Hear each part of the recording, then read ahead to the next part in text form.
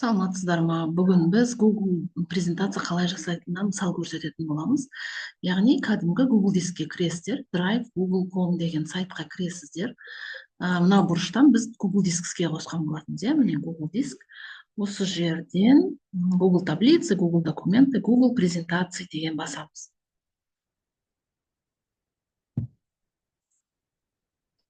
Міне бұл жерде создать презентацию дегендер бар. Және де астында шаблоны деген бар. Яғни галерея шаблонов деген бассаңыздар, өте көп шаблондар шығады. Оның ішінде фото альбом дейді, свадьба дейді, день рождения дейді, лукбук дейді, книга рецептов дейді, семейные рецепты дейді, жұмысқа байланысты проектное предложение. Бұның ішінде мынадай шаблондарда кестелер, диаграммалардың форматтары дайын тұрады. Осының ішінен білім саласында қараңыз, план урока, словарные карточки, ғылыми эксперимент и проект участника Science Fair дейді. Яғни мен план урока деген басамын, мынадай түрдегі жүктеледі. Яғни міне қараңыз, темалары көп болып таңдалған. Мына жақтан басқа түсін таңдауға болады. Тема деген, мысал үшін міне өзіңіз өзгерте бересіз. Готовый шаблон болғанымен ішіндегі жазуларын, түстерін өзіңіз өзгерте бересіз. Хорошо, осылай қалдырайық. Енді сабақтың тақырыбы дейді. Үш бұрыштарды жіктеу деп қарастырайық. Жерге мен прямо қазақшалап жаза салайын. Сабақ тақырыбы. Датасы әдетте керек бола бермейді, поэтому мен оны өшіріп тастаймын. Сабақ тақырыбы үш бұрыштарды жіктеу. Аудитория 4-ші класс дейді, расширенная программа, яғни бұл жерлерін өзіңіз жөндейсіз. Мақсаты мынандай жерлерін өшіріп тастайсыз. Үш бұрыштардың түрлері. Сосын нүкте қойып, ары қарай қандайда бір мәтін жазылады. Ары қарай материалдар, яғни мына жерге бірінші, екінші, үшінші деп жазып кете беруге болады. Егер де мына материалы деген мысал үшін тақырып ретінде тұр, мен бұны кішкене кішіреткім келеді.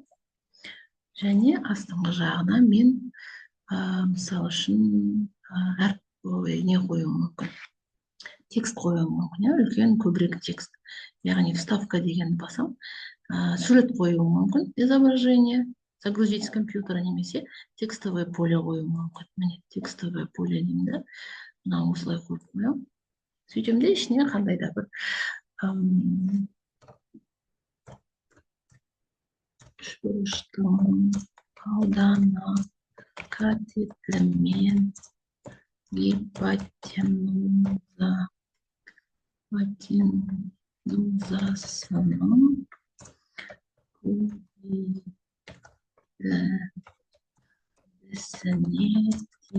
деген.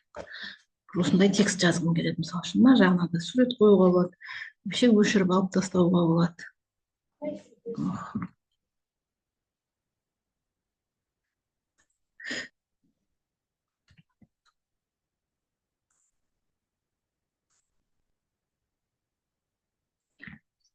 Тастауға да болады, немесе қандай да бір жазуға болады. Ары қарай сабақ барысы деген материал қойылады. Сосын мына жерде қараңыз, арнайы осылай берілген. Мен мыналарын жаздым.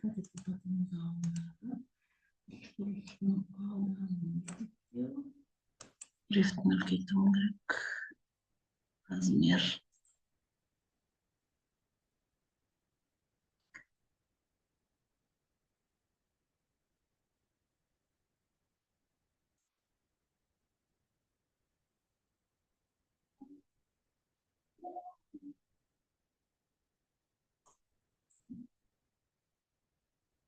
Цветтерін өзгерттім, яғни бояп алып, жаңағы.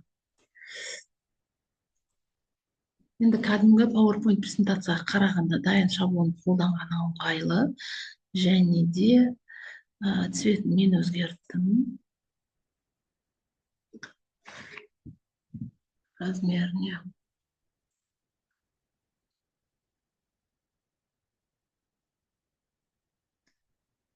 Ал shift басып үлкейтуге болады. Міне осындай кесте болып тұр, және де бұдан кейінгі слайдта жаңа осындай деген сияқты.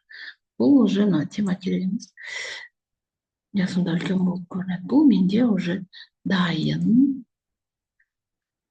презентация. Өте оңай, уақытым көп кеткен жоқ. Тек қана ішіндегі материалдар, егер менде мына жақта сабақ жоспарында дайын тұрған болса, просто әкеліп копировать етіп қоя беруіме болады. Мына жерге мысалы үшін мынау қазір үлкен текст болып тұрған болса, мынаны былай істеп жіберіп, мына жерге вставка изображение қойып қоюға болады.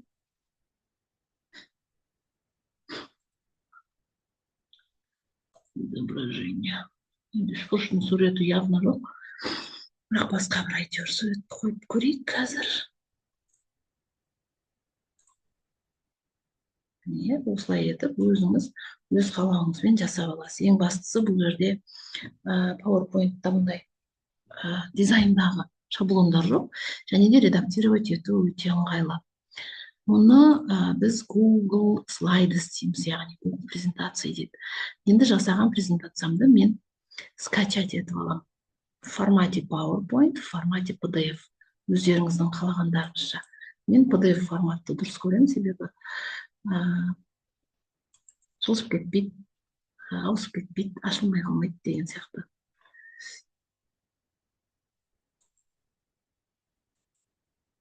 Міне, ашылды. Сабақ тақырыбы. Менің презентациямның ішінің бәрін жасап қойдым. Әп-әдемі, оңай. Бұл презентация. Назар қойып тыңдағандарыңызға рахмет. Сау болыңыздар.